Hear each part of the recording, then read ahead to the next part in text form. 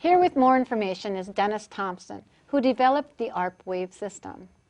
Welcome, Dennis. Thank you, Tina. Good seeing you again. Welcome, Mark. Hi, Tina. Nice for you to come on Knowledge for Wellness. I'm actually surprised to be here. Just a few short weeks ago, I was watching you and Dennis on an earlier program, and I don't even remember what the topic was. Okay. But I do distinctly remember you talking and Dennis saying that everyone should be able to live free of pain. Yes. And that jumped off the screen at me, and I'm just thrilled to be here, but I never would have expected to be sitting here with both of you today. So you had your first treatment, and we saw the footage of that, and then since then you've also carried on with Dennis with your second and third and fourth treatment. Dennis, what about you? What are your thoughts on this? Well, Mark was such an interesting case. When we saw it in the process, we were really intrigued by what he had to say, and you know, basically the turmoil it has created in his life. When I saw him walk into the studio today, I was more excited about him walking in than he was excited, because as I drew your attention to the fact, look at what he's wearing. You know, he's not wearing, you know, baggy, very, very lightweight clothing. And it was very gratifying to see him come in that way. Wow. So was there anything that you thought that was dramatic in this time frame that you've been working with Dennis with the ARP wave? I think if we go back to the first treatment we had, now that I've thought about it a little bit, the three things stick out in my mind that struck me. The first thing was we started trying to determine, as best I understand it, Dennis was trying to walk me through, we're going to see if this is neurological or muscular. Sure. And all the way up to my last visit at the Mayo Clinic, seeing a number of doctors, they said, well, we don't know if it's nerve damage or muscle damage. Sure. And we had gone through that, and I think Dennis had said, I think this is muscular. Okay. Then the second thing that struck me was when he said, Mark, what we need to do is put you back into alignment first. I didn't know what that meant. Sure. And ran a number of things, and what I learned when he was pushing down, for example, on my leg, I could tell what I already knew. I had basically no muscle mass in my abdomen, my gut range. For 18 years. I mean, I knew it was mush, but when he could just push right to, I knew that. But after he did what he did, and I actually could tolerate resistance. Yes.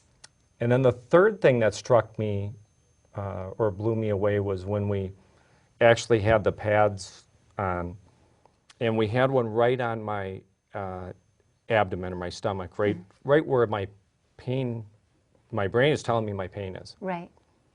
And as he was doing his thing, ended up discovering that the actual source of the pain was not actually where I thought it was. It was actually off to the sides.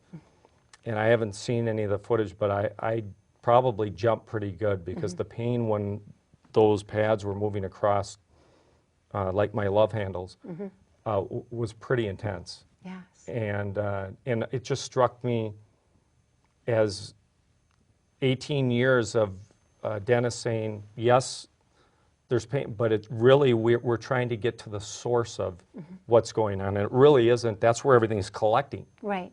I think. Maybe Dennis can describe it better than That's very true. I mean, wherever we feel pain is where the problem ended.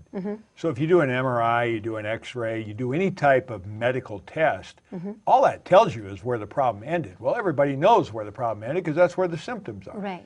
No one's ever asking the question, where's it coming from?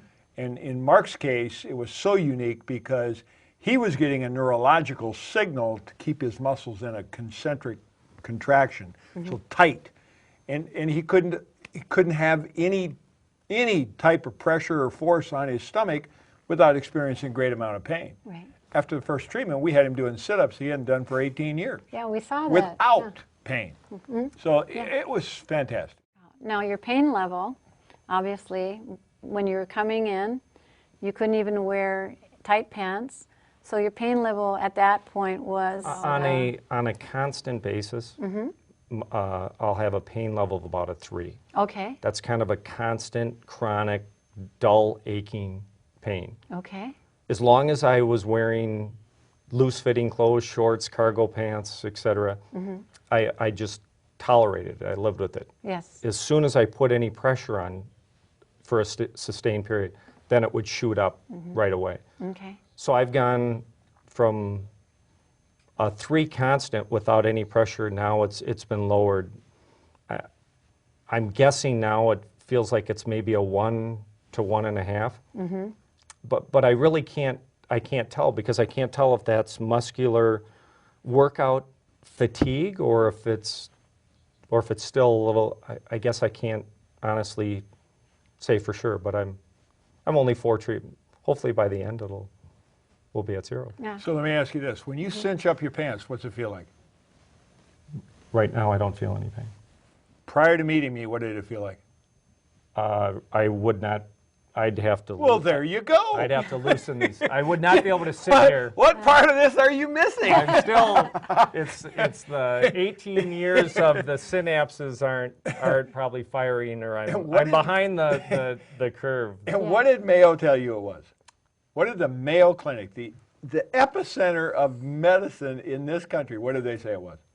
They said after going down I went with my father for a full workup at the Mayo. This is after years of different procedures, medications, pinpoint injections, etc. Right. Went down and they do a full workup. Several doctors. Oh, yes. It's quite the deal.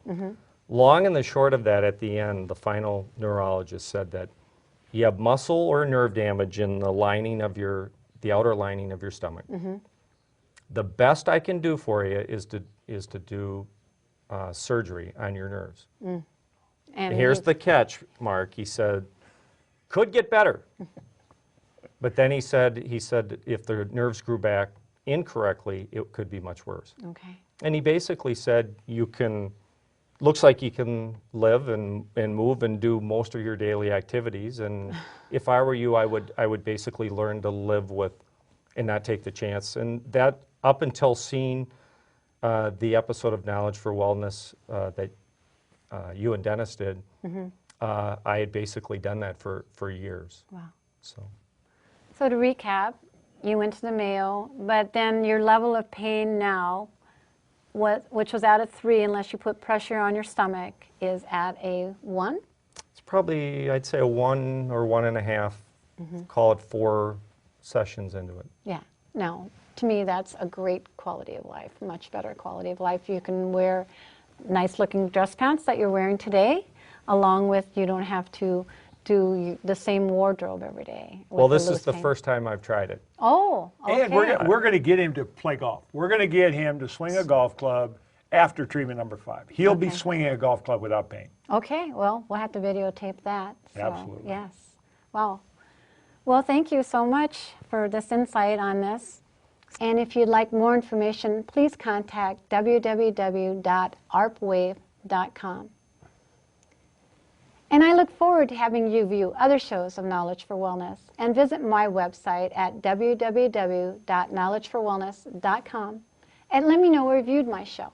And you can also connect with me on Facebook, LinkedIn, and Twitter.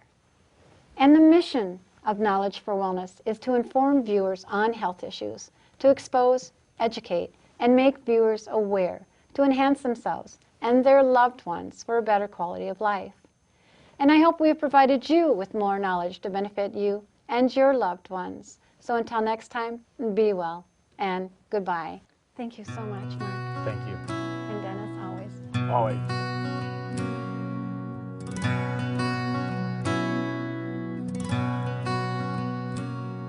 Over time you've healed so much in me, and I am living proof that although my darkest hour had come, your light could still shine through. And at times it's just enough to cast the shadow on the wall. Though I am grateful that you shine your light on me at all.